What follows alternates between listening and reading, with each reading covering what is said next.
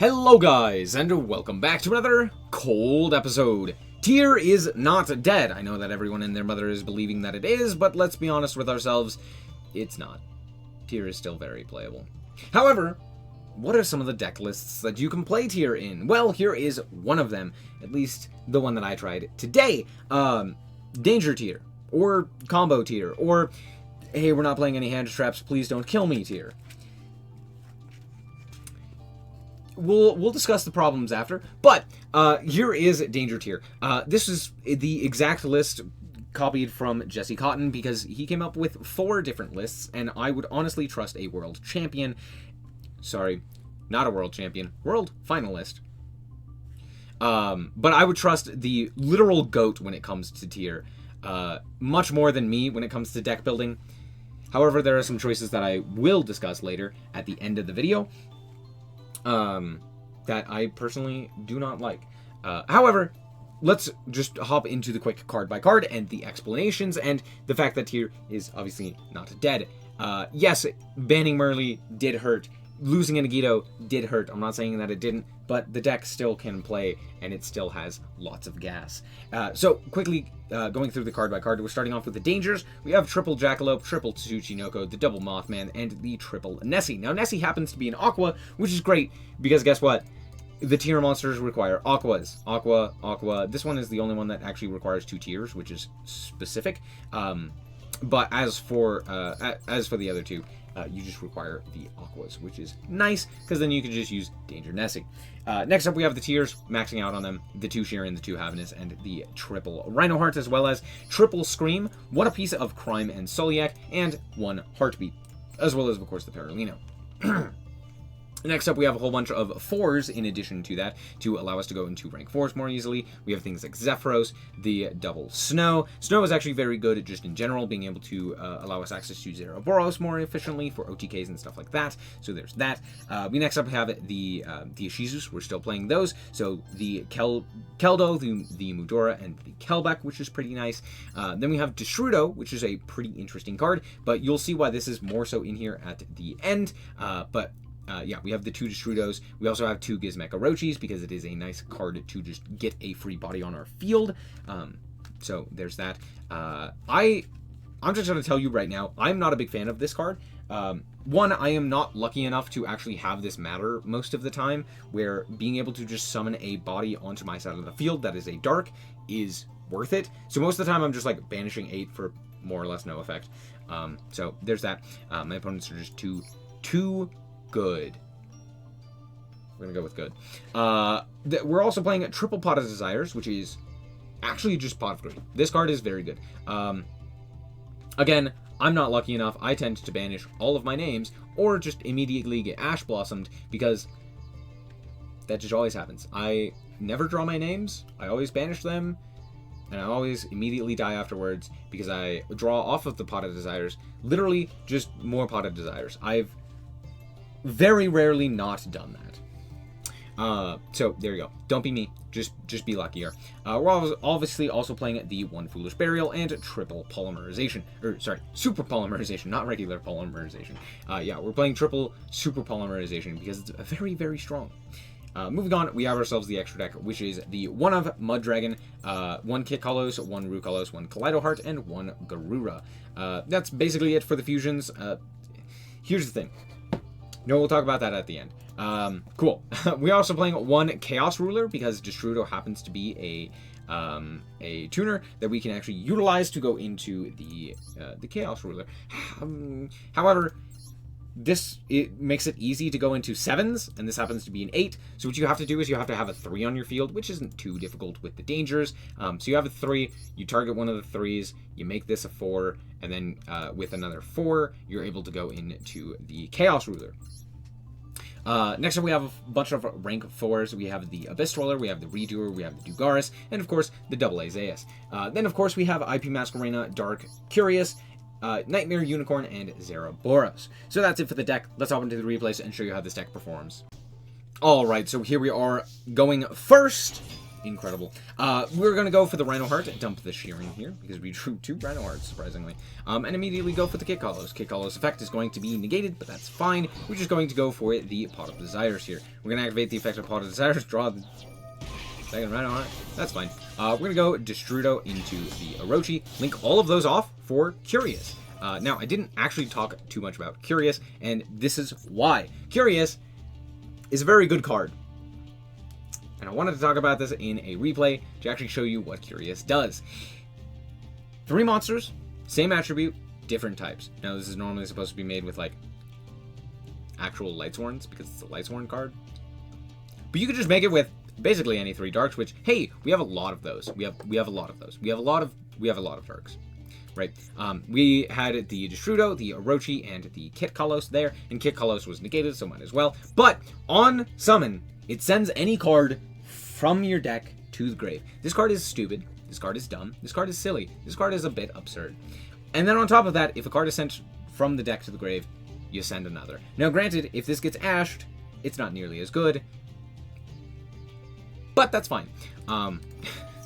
So we're gonna go and mill an additional 3, but first go for the Rukalos here. And then we're going to, well, we didn't really hit anything, but that's fine. Rukalos passes fine, right? It'll be okay. My opponent's gonna go for the Runic Tip here. They're gonna banish a card, and then they're gonna go for the Runic Fountain and activate the effect of their Spiting Storm to special summon. Okay. Well, I'm gonna negate that, and now I gotta go for the Rhino Heart here. So we're gonna go for the Rhino Heart. Rhino Heart effect is going to then send the Sheeran, and hey, guess what? That triggers the Curious while also triggering the Sheeran. So we're gonna activate the Sheeran in Chainlink 2 because this one is a mandatory effect, so we have to send. And we do hit a Havness, which is hilarious.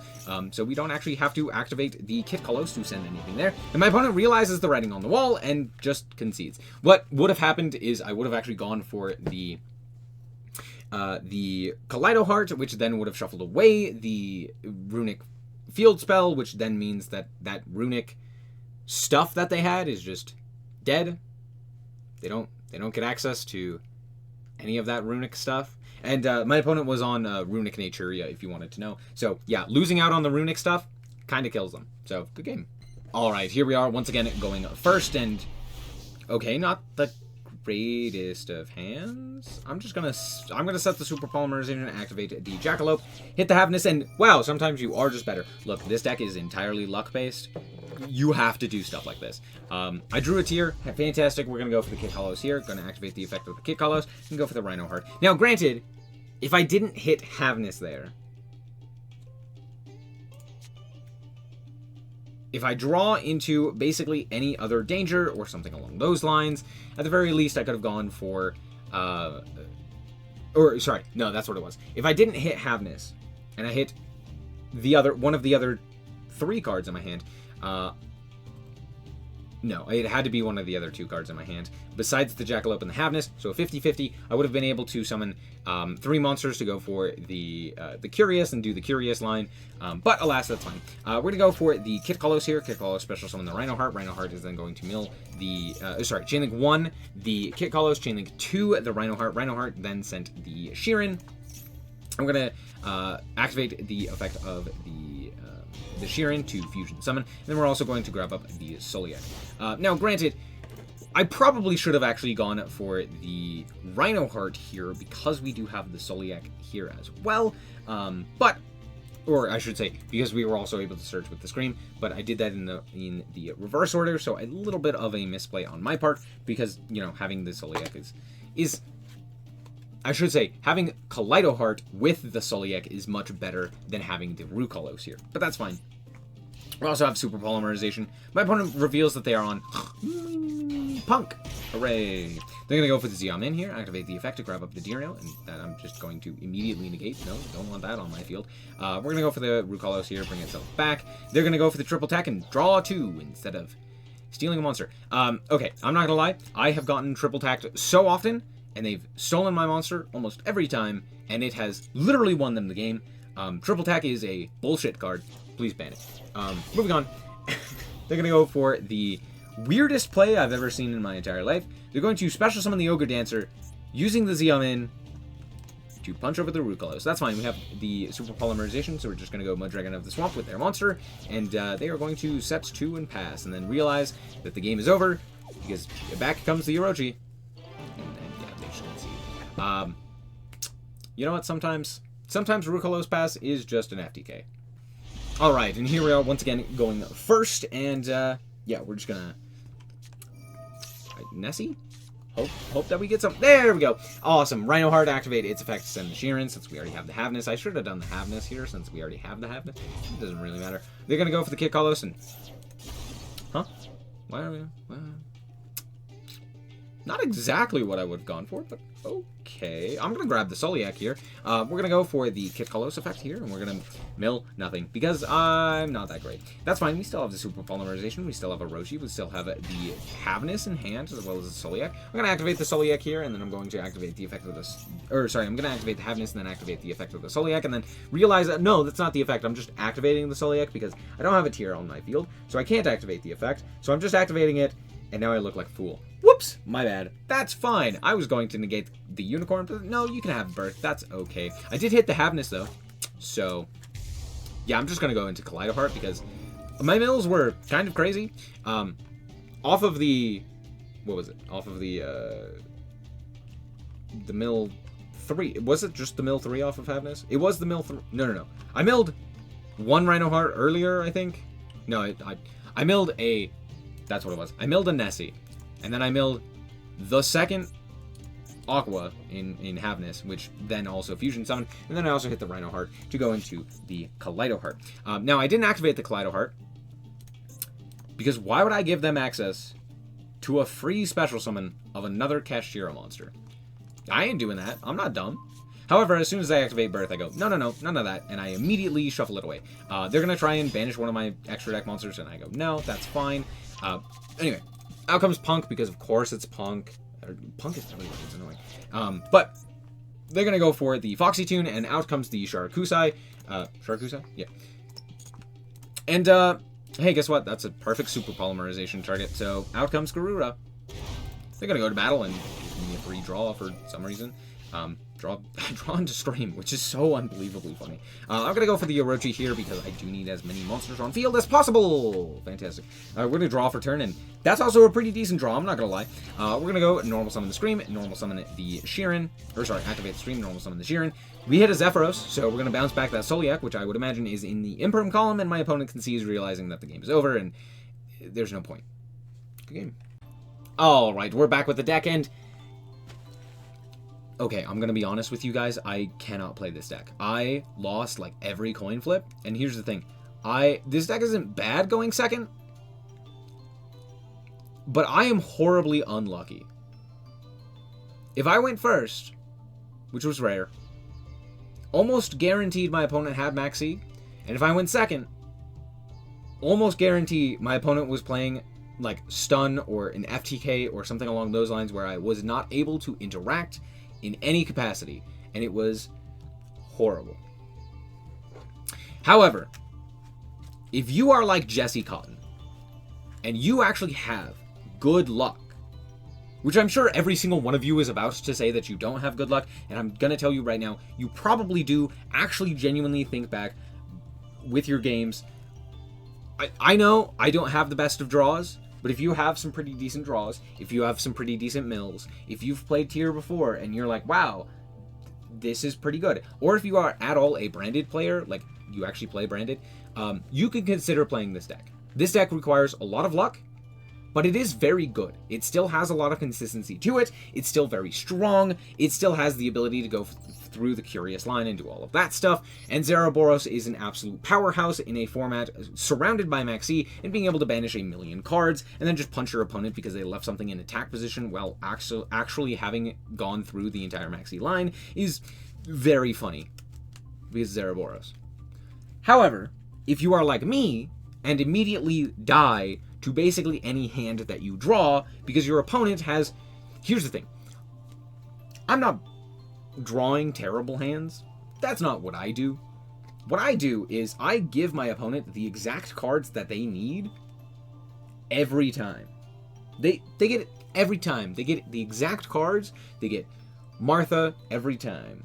they get triple attack every time. They get max C every time. So if you are like me and literally give your opponents the perfect hands, don't play this version. This version isn't it. This version does require a lot more luck, which is so funny to say, but it's true. I don't know what else to say. Problems that I have with this deck. Orochi. Look, I get that it's like the only dark monster, but again, this is just my own personal thing. Same with Pot of Desires. I just banish my stuff way too often. It's so sad. One time, it only happened once, but to be fair, I didn't play that many games. I activated Pot of Desires, banished literally everything except for a Singular Havness, and drew into a second Pot of Desires and a second Orochi. And I went, cool, so that's game over. Other times I've banished both of my Snows. Other times I've banished, both of my Sheerans, both of my Havnesses or stuff like that. It's not, it doesn't go well for me. It doesn't go well for me. I don't draw Perlino. I've never drawn Perlino. That's just not a thing that I do, right? If you do that, if you draw the one-ofs, great, fantastic. You play this deck. You'll have a great time. Next up, never summoned Chaos Ruler. It's just not good. It's just not good. It is too unlikely to summon, whereas something like Dragus Tapelia would have been incredible. Second, Dugaris. Same thing there. Never drew it. However, Dugaris is very good at going for the OTK, which allows you to basically play around Maxi if you're able to go second. You have a lot of gas to kind of push through opponents' boards because of the dangers, and so allowing yourself to go into Dugaris, not allowing yourself, but being able to go into Dugaris to then actually activate the effect to pump the attack of one of your monsters is pretty nice, because you can go like, oh, I'm going to pump Zeraboros and then punch you for like 10,000 points of damage, which is very funny. So there's that. However, even with that being said, both of these never summoned once. I never summoned Abyss Dweller. I really don't know if Abyss Dweller is even worth it anymore because no one else is playing tier. The only deck that I could feasibly see this in, or like feasibly see playing this in, is playing this against, is Branded. But like, I'm never going to end on this. This is never a card that I would want to end on because no one else is going to be playing tier. Right? Yeah, Abyss Dweller is good, but like, why would I play that when I could just play a different rank 4, like Baguska, and then I have a plan B against like a myriad of decks. So there's that. Everything else I think is pretty good. The 42 cards didn't really matter too much. It was still fairly consistent. It was mostly just like, oh, I got unlucky because of Pot of Desires and stuff like that. But all in all, pretty decent deck. I would say take it with a grain of salt. That's all that I basically have to say. Definitely better than a lot of the other decks that are currently playable in the game, so there's that. Better than Sky Striker. Anyway, that's going to be it for this episode. I hope that you guys did indeed enjoy. If you did, I like us very much, so appreciate it. And if you want to check out more content like this, as well as more Yu-Gi-Oh!, then just be sure to subscribe. Anyway, thank you guys so much for watching, and remember to always stay frosty. Bye-bye. Shout out to the Frost Guard, my members. Thank you guys so much for the support, and I hope you enjoy the content.